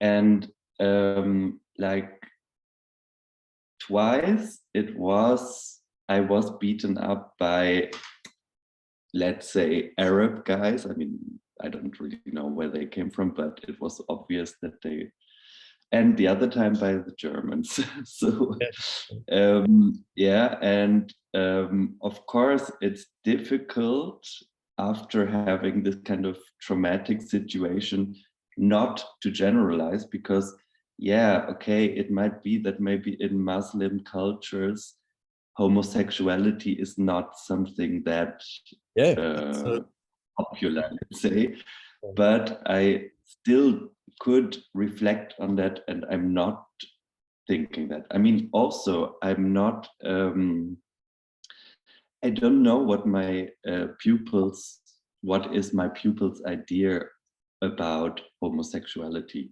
No idea, but I don't care anyway, because it's not, first, I mean, I don't identify so much with that. And also maybe people don't even have this subject in their circle of friends, or they don't know anybody, and they are not in contact with gay people, and maybe they just have rather conservative ideas about that. But I mean, that's a different thing. I don't know. Yeah, they probably do. A lot of refugees come from a very conservative background. That's the nature of a lot of that stuff. You know, that's where religion plays a big part. That's pretty conservative. You know, yeah. So if your students, maybe some of them, you know, we can imagine, may be conflicted, but you know, they recognise that you're gay. But they recognise they have a conditioning from their life, from their parents, that's wrong or bad or whatever, you know. But they're too polite to say anything about it. So they might worse, they like you, but yet you represent something that they feel is wrong. You know, so that can be quite conflicting for them as well. You know, but their politeness probably means that they don't confront you with that, and they don't get angry with you about that, because they do like you, you know. It's a tricky one, really tricky stuff. Yeah. You know, there's nothing you're not going to, no matter what you say or do, you're not going to change that woman's idea about what she thinks. I mean, you might, but you know, it's unlikely that you will. Yeah. So in a way, what do you do? Do you look past that side of her and look for the big heart that she's got in other situations? I don't know. I don't know what the way to cope with that kind of stuff is.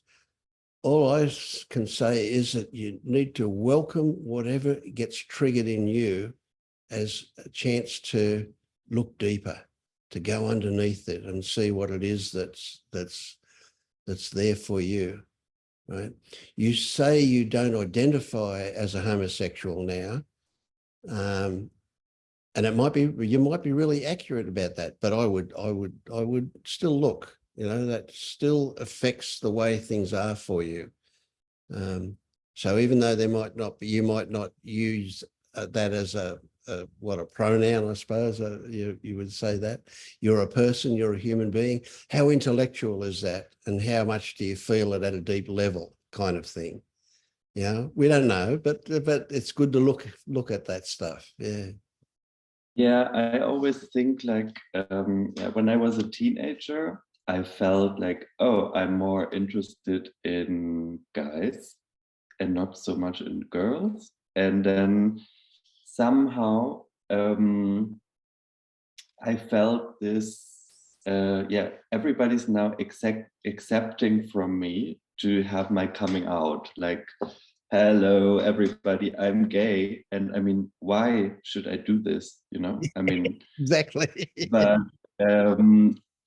but since you have to do that, and that's for a teenager a difficult thing to do in a provincial town, and that takes so much courage that you have to identify with this label first, to have the courage to do that. And if I would not have felt obliged to identify with this label, to do that, to have my coming out, maybe nowadays I would be much more flexible. I don't know, maybe I would say, no, now I'm in love with a girl, and now, yeah, you know, it's just, I don't know, it's just a thought. But how did your parents take it when you came out? Yeah, it's, for example, my mom at first she said like, yeah, maybe that's just like a period, and afterwards Yeah, change we'll get over it. that. And then I provoked her a bit and said like, yeah, maybe you didn't want to have a gay son, did you? And then afterwards she said like, yeah, that she doesn't care, that she was just afraid that or fright. Yeah, she was just worrying that I would be bullied, and what it Yeah. happened as well. And then my father, for example, he knew it from my mom, but he didn't talk about it with me. And they were both like this 60s student revolution hippie generation. And my parents also had gay friends, but I could feel that my father didn't like his son. Struggled a bit, yeah. I mean, but he would never say this. I mean, that was also because it was conflicting with his ideology, you know. So somehow I think that was also kind of disturbing for me as a teenager, because getting double message. it was okay, but it was not okay, you know. So yeah, interesting stuff. Oh yeah. Well, you're lucky. and then You're lucky you've got so much stuff to work with. yeah. And then yesterday I was in the group of Pernille and Todd. Yep. And there was a participant, I don't remember her name, but I think maybe she's from Poland or Eastern Europe. And she said that she also had this issue with people, parents or other people telling her as a child that what she was feeling was not right, you know. And then I kind of could really connect to that, because and she said that as a result she was always reaching out to other people like, am I correct? Am I right? Is it okay to feel like this? You know, and I could really see this in myself as well. I mean, yeah, of course. We want to be liked, yeah. So you can see where a lot of this stuff comes from, you know, that uncertainty, the contradictions, the conflict. Yeah. Hmm.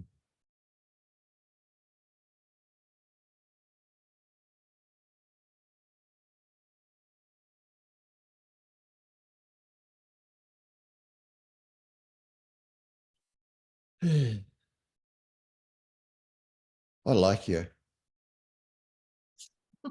I like you too. Thank you. I didn't want to take up so much space in this That's meeting. fine. Yeah. I don't quite know where to go here, but yeah, that's. But I feel I'm kind of more calm after having spoken to you about all that.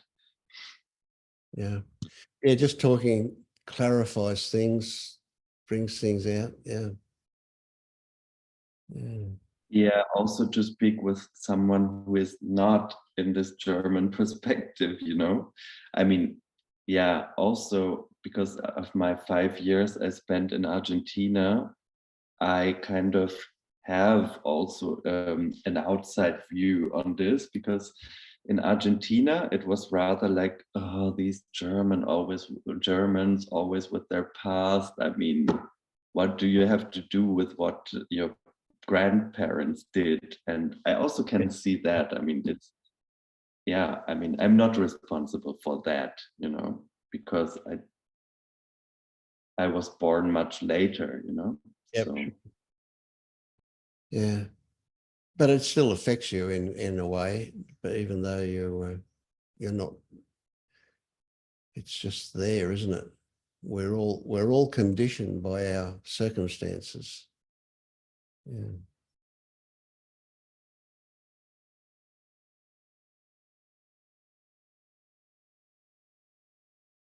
What do you reckon, David? What? That was me being very Australian. I said, what do you reckon? What What is reckon? What does Yeah. reckon mean? what do you think about what Leonard's told us? Oh, there is many layers in this. Yeah, many layers. Yeah, absolutely. Many layers. So, and but one main thing I want, two things come to my mind. First, the brain is racist because the brain could categorize everything. So it has to build up a world where it can function, where the body can function. So it creates categories. You know, there is the white people in the north, there is the black people in the south, there's that, there is.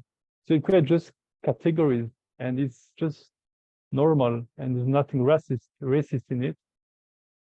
But of course, the more we identify with thoughts, and we relay in this, and we are in fear, the more there is some bad situation happening with this kind of thinking.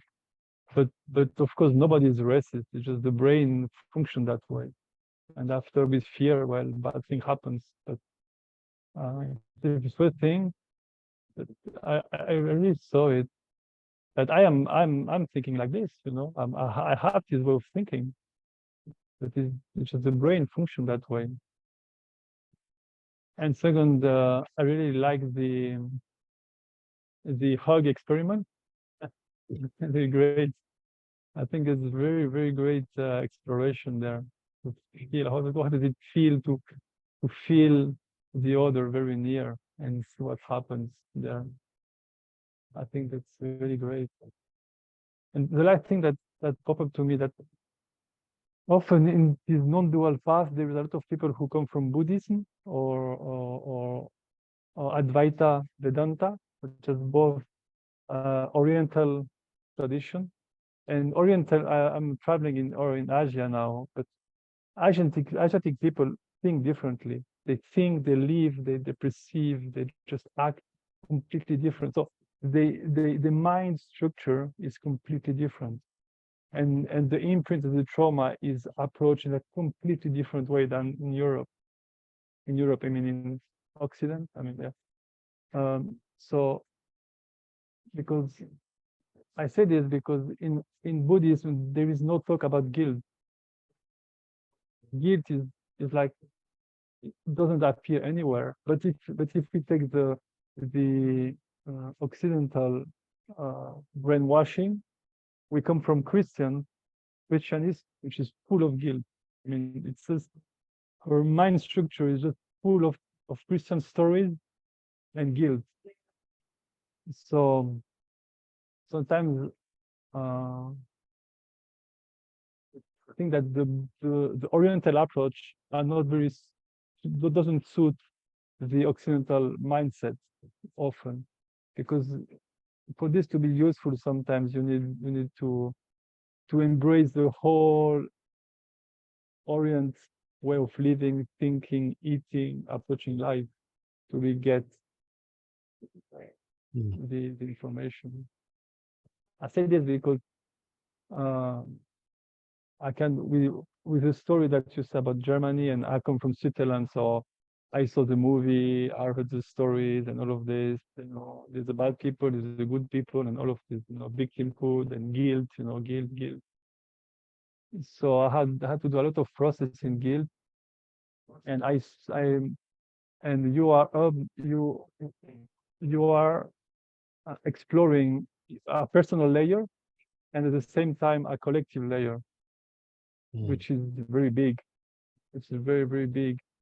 So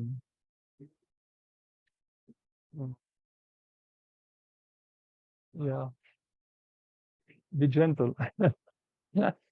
You know, and one thing that really struck me also, that we are we are all in this all together. I mean, we don't, what you do, it's for everyone, you know. It's not small. What you do is very important, you know, and it's very good. And one thing that struck me also, that in every situation there is always kind of a supporting experience to go through something difficult. Because I heard that the relationship with your pupil is very great, and there is some great of beauty in this, and you feel something difficult, you know. And I think for me it's like this often, that life often presents a challenge. At the same time, inside this challenge there is kind of something supportive to go through the challenge, you know. This is my way of thinking of this story. But I think this is very interesting to explore what is difficult, but to also to recognize kind of the positive also, and kind of trying to merge them together to see that they are one whole. I think this way of thinking, I think it helps a lot. Yeah, that's what I was thinking, but don't listen thought too much. Mm. Mm. What were you thinking, Thank you. Eloise? What were you thinking as Lennart was talking?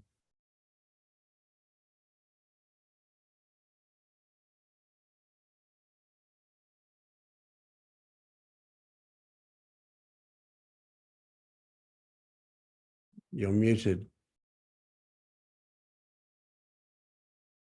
I empathized with your situation, Lynette. I have found it difficult to know when to speak up when things get difficult, or you know, it triggers me and it's problematic. So what I tend to do these days is be authentic in the moment if I can, and just say, wow, you know, that really kind of struck me. This is how it hurt. This is how I heard it, but is that how you meant it? You know, and kind of check in with the person if I can do it. But you know, often I can't do it. But it's, yeah, that's the idea for me, is to be authentic in the moment if I can, and try to explore it with the person. Because in the past, I've shied away and shut down and pulled away, and then just, you know, done all the thinking. And, you know, talking to the boss just never really seems to be the way to do it either. So, yeah, it's difficult, I'm sure. However, I also think that possibly as a female, if you're kind of talking about her, you know, she may have particular female history in relation to men from other countries or Arab men that are triggering her, that are playing into her stories. Yeah. So that could also be part of her situation, not necessarily racist, but her actual personal history. Yeah, my wife, we're going back to, well, 1976, went to Indonesia and got molested by a couple of Muslim men who seemed to be coming from their Muslim background towards Western women. So that was back in the hippie days. And so she now carries a thing about Muslim men as a result. So yeah, that may well be something that, yeah. Like her personal experience Yeah, has left a trauma for her. Because, I mean, the other thing that comes up for me, Leonard, is that the type of people that are generally attracted to teaching, you know, teaching the native language to migrants, I mean, generally speaking, I would think that they were more open-hearted and more open-minded. I mean, not everyone, but, you know, that would be the general attraction, I would imagine. But so, you know, it's I think that's the base to kind of remember, oh, okay, this person does have probably that goodness, and so I can trust that, or I don't know, whatever. But I'm also understanding that it's a really complex situation and it triggers a lot of things coming up. Yeah.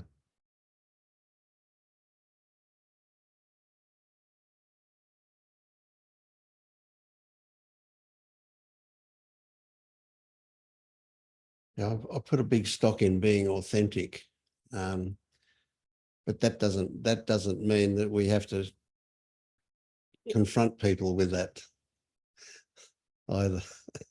Yeah. Mm.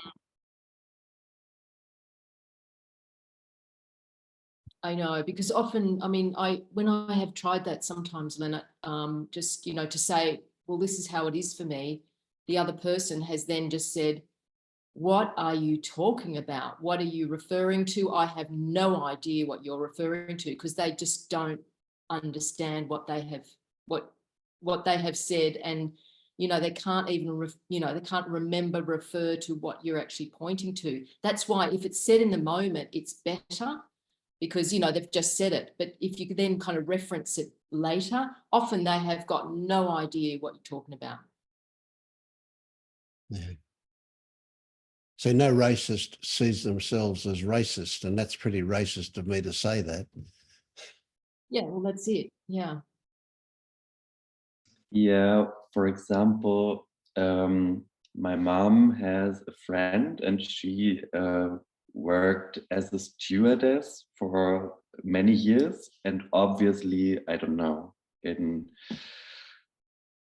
those jobs, there are a lot of gay men as well. So she has a lot of male friends. And whenever she talks about her friends, she says to my mom, today I'm going to meet my gay friend Paul or something. And my mom is always getting angry. She always gets angry, saying like her name, the friend's name is Sabine. So she always says, yeah, I'm also not going around saying all the time, I'm going to meet my heterosexual friend Sabine, So, but she doesn't understand, but because she said, yeah, why? I don't have a problem with gay people. So, Yeah.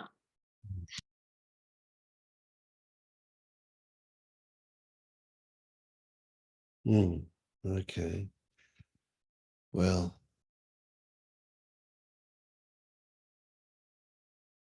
I think we'll finish up, eh? For today.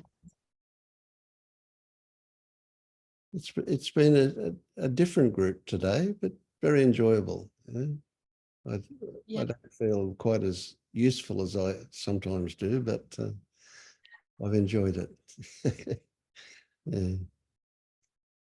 Thanks, Vince. Appreciate it. All right. So I'm glad this time suits you guys as well. So I'll do it again at this time next week, and we'll see what happens. Excellent. Okay. Bye-bye. thank you so much. I feel much better now. Oh, good. The